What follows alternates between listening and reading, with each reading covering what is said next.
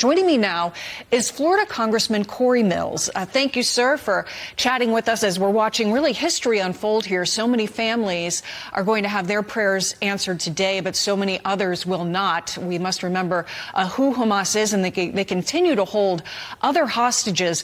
But just your thoughts now, as we are watching this very complex, as it was put by Israeli officials, operation that's beginning to get underway with the somewhat good news that some of the hostages appear to have been released thus far. Your thoughts?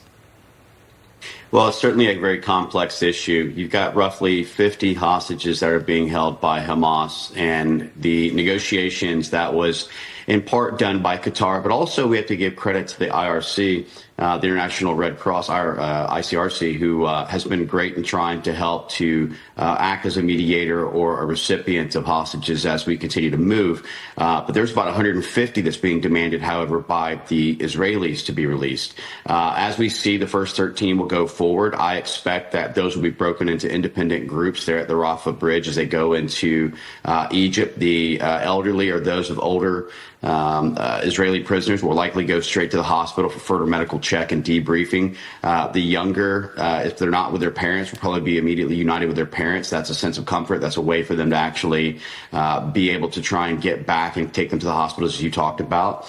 But there's no real details as of yet on how the Hamas hostages or prisoners will be released. And so I'm still curious to see how that all works. But, I want to reiterate one thing, which is that I'm always very pleased when there is these types of incidents where innocent, combatant or innocent individuals who are in a combatant situation are released or are unharmed, as we hope.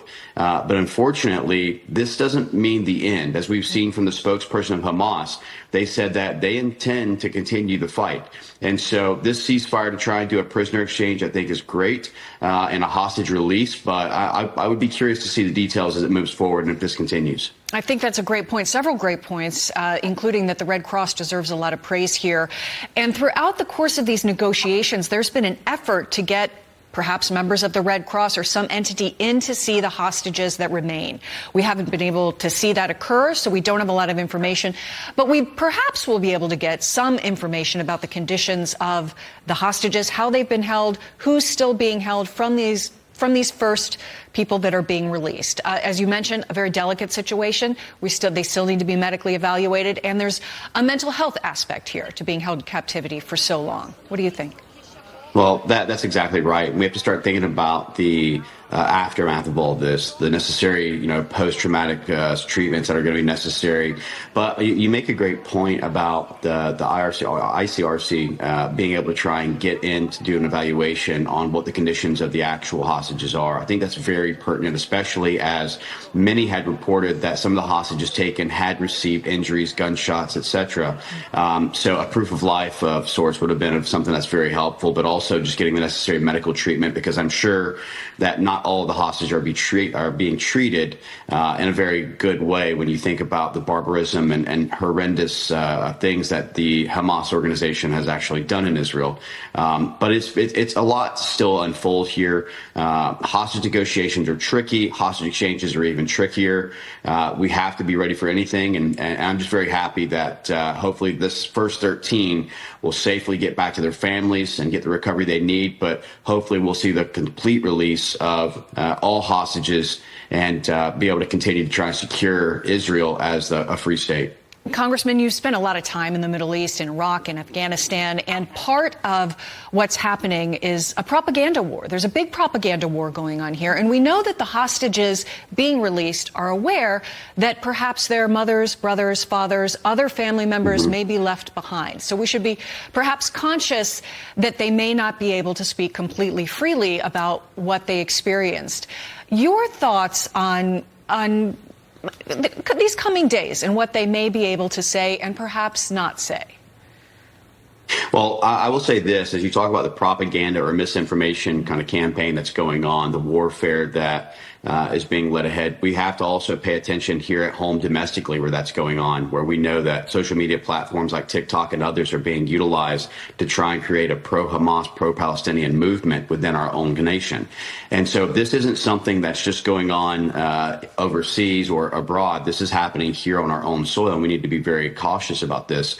We know that there is a geopolitical alignment, if you will, between China, Russia, Iran, and North Korea. We know China is the leader with Russia on misinformation, propaganda, warfare. And I think that's exactly where the IRGC and others are getting a lot of this. But I will say that a lot of the hostages, given whatever type of traumatic incident or events that have taken place, many will be very sheltered. Many will need time to heal, to counsel, to feel comfortable again. One of the women that I had rescued in Afghanistan in 2021, this mother, Miriam, and her 3 children, it took us 11 days to get her, and we did the first successful ground evacuation out of Afghanistan with her. And after the fact, she had to go to numerous doctor's appointments and such to try and figure out how she can try and sleep again. She would wake up thinking that she's still there. She would still hear some of the same things that, was going on around her during the failed Afghan withdrawal by the Biden administration. And so there's a lot of things that are going to continue to try and come from this, and there's going to be tremendous amounts of treatment that's necessary, especially for those who are not trained for such things. A lot of this in the military, especially whether it's JSOC or Tier 1 or Tier 2, or even pilots, we go through SEER school. And so that teaches you kind of what to expect and what to go through when it comes to survive, escape, resist, evade. And so a lot of these haven't had that type of training. And so the mental impact that that's going to have long term is something that you can only evaluate once they're released. One of the things you talked about there was the rescue of hostages, a very complex situation. Even now we're seeing a prisoner exchange. This has been described by Israeli officials as very complex. It's happening in stages. Your thoughts on the potential of what that means? Does that offer a greater possibility that things could go wrong? Or is there such an incentive here on both sides? They both want to see prisoners released, the hostages released. The Palestinians want these prisoners that are convicted of terrorism and all sorts of things released as well. Well, I predict that this first exchange of the 13 hostages that are being held that'll be transferred into the custody of the Israeli government should go fairly smoothly. And the reason why is because I expect that Hamas will try to negotiate for a much larger thing on the second and potentially third and fourth rescue, exchange. And so I think the first one will be, while complex and needing to be in stages where they can verify that one side's not trying to fool the other, I think the first one is the one that'll go the smoothest out of all at the end of the day. It's just new, it's fresh, there's unforeseen variables, as we always know. But the Hamas wants to try and be able to negotiate for larger terms later down the road. And so I do expect that on the next exchange, because remember, they're holding 50, they're only releasing 13 in this 4-day event. And so what we have to expect is that in this next exchange, they're probably going to have a lot more demands. And as the Israeli Defense Force continues to be successful in clearing out Hamas in Gaza and other areas, which I fully support Israel's right to its own defense, as well as for the elimination of terrorist organizations, we have to understand there's going to be a larger ask when it comes to this next exchange. Congressman Cory Mills, great point. We really appreciate your insights as we're at the beginning, as you mentioned, potentially 4 very precarious days. Thank you very much, Congressman. Griff? Thank you.